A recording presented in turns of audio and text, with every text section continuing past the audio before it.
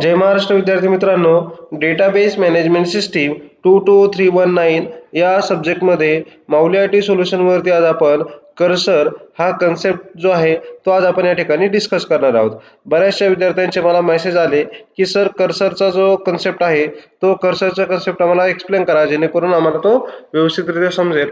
तर आज आपण या ठिकाणी कर्सरचा जो कन्सेप्ट आहे तर तो कर्सरचा कन्सेप्ट आपण या ठिकाणी आज स्टडी करणार आहोत. तर सर्वप्रथम आपण बघू की what is cursor. So cursor is the Oracle engine use a work area for its internal processing in order to execute an SQL statements. This work area is private to SQL's operations and it is called as a cursor.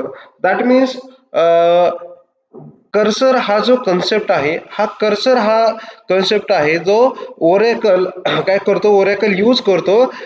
कशासाठी use करतो ते तसे जे आपण ज्या DML किंवा ज्या काही क्वेरीज आपण एक्झिक्यूट करतो त्या क्वेरीजला प्रोसेसिंग करण्यासाठी त्याच्यामध्ये तो हा कर्सरचा कन्सेप्ट यूज केला जातो. अजून एक डेफिनेशन आपण बघू की a cursor is a temporary work area created in a system when a SQL statement is executed. म्हणजे ज्यावेळेस एखादं SQL स्टेटमेंट एक्झिक्यूट होतं, एखादी क्वेरी ज्यावेळेस एक्झिक्यूट होती त्याचा जो काय रिझल्ट आहे तो रिझल्ट एखाद्या टेम्पररी मेमरीमध्ये किंवा एखाद्या मेमरीमध्ये स्टोअर होतो, त्या कन्सेप्ट आपण कर्सर म्हणू शकतो. A cursor is a set of rows together with a pointer that identifies the current row. Suppose आपण एक सिलेक्टची क्वेरी एक्झिक्यूट केली, select star from employee. Select star from employee केलं की मल्टिपल रेकॉर्ड येतील आणि ते मल्टिपल रेकॉर्ड्स ज्या ठिकाणी स्टोअर होतात किंवा जे त्याला हँडल करतो त्याला आपण कर्सर म्हणतो.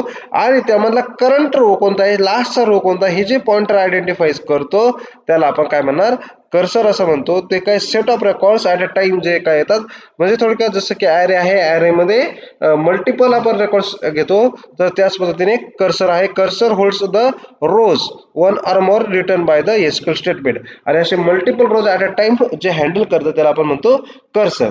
तर आता असे याच्यामध्ये दोन टाईपचे कर्सर आहेत.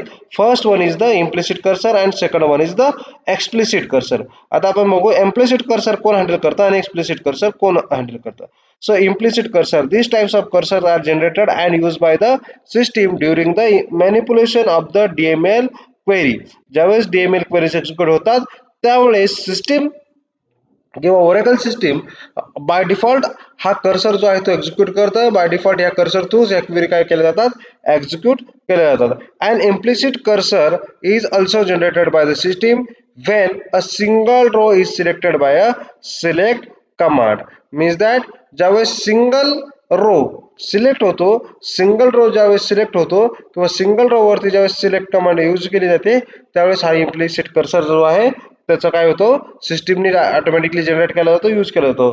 Programmers can not control the implicit cursors. Means programmer किंवा डेटाबेस युजर्स हा कर्सरला कंट्रोल करू शकत नाही. They can not control the implicit cursor and the implicit cursor is generated by the system when a single row is selected by the select command.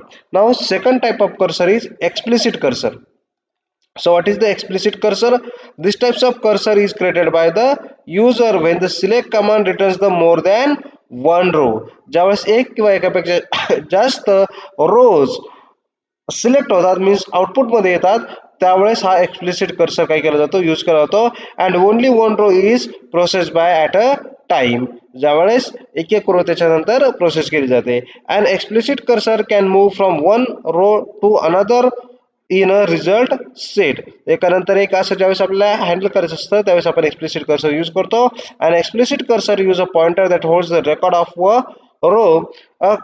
To create an explicit cursor with the following steps are used.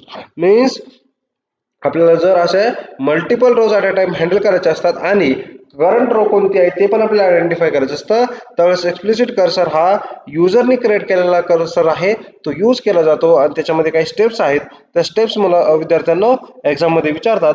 त्यामध्ये पहिली tape आहे declaration of cursor, second आहे opening the cursor, third one is the fetching the cursor and last one is the closing the cursor. So first one is the declaration of the cursor. This is done in the declaration section of the PLSQL program. जे PLSQL प्रोग्रामचं structure आहे त्याच्या declaration section मध्ये आपण cursor declare करतो. Second is the open. This step is done before the cursor is used to fetch the record. Second आपल्याला कर्सरला open करावं लागतं. ज्यावेळेस आपल्या कर्सर यूज करायचं त्याच्या अगोदर आपल्याला त्याला ओपन करावं लागतं. त्यानंतर फेच आहे. फेचने काय करतो, कर्सर मधून जो काय डेटा आहे तो डेटा रिट्राईव्ह करतो आणि आपलं सगळं प्रोसेसिंग कंप्लीट झाली की लास्टला आपण ते कर्सरला क्लोज करतो. आता ह्या सिम्पली 4 स्टेप आहे. त्याचं कसं ऍक्च्युअली इम्प्लिमेंटेशन कसं करायचं ते आपण बघू कर्सर इम्प्लिमेंटेशन मध्ये. So first step is declaring the cursor. Cursor is declaring the declaration session. We already seen that the syntax is cursor name is and the select query. Example for this, cursor A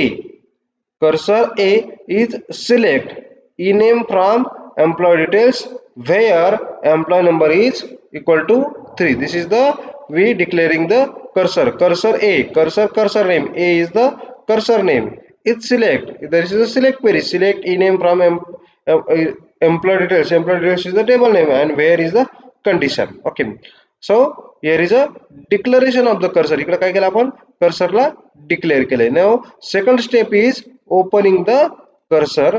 so after declaring cursor the cursor needs to open. आपल्याला काय करावं लागतं, declare केल्यानंतर त्याला open करावं लागतं. So open cursor name. So here is open A. So in the first step we declare the cursor A to select the employee name where employee number is 3 from employee details table. Now we open the cursor. Now third step is to fetch the record from cursor. So once the cursor is declared and open, we need to get records or rows from the cursor. Record are accessed through the fetch statement. So syntax is fetch cursor name into variable list. So fetch A, we fetch the cursor A into the name variable. So we have to declare the one variable so also name. So all the records are came into the variable name from a cursor. Okay, and last one, after using the cursor use केल्यानंतर आपल्याला काय करायचं आहे, close the cursor. So once the cursor is open and process is over, we need to close it, and the syntax is close and cursor name. So close A. Okay, so these are the 4 simple steps. This question is asked in the examination for 4 marks and also 6 marks also. So 4 marks साठी पण विचारतात आणि 6 marks साठी पण हा question विचारला जातो. फक्त तुम्हाला काय करायचं आहे, कर्सर काय आहे त्याचे 2 type, implicit cursor, explicit cursor. त्यानंतर ही जे 4 स्टेप आहे, implementation of cursor, declaration of cursor, opening the cursor, fetching the cursor and closing the cursor. Then the example here, declare section name employee details dot ename percent type. That means we declare the name variable to get the records into that variable. Now second one is the cursor A is select ename from employee details where EMP number 3, that is the cursor declaration. Then begin section open cursor, then loop fetch A into the name, update employee details, set commission is equal to 300 where employee number is 3. This is our we can say that the logic to use the cursor. Exit when A dot percent not found, that is these are the keywords or words that are used in the cursor. So not found, found, open.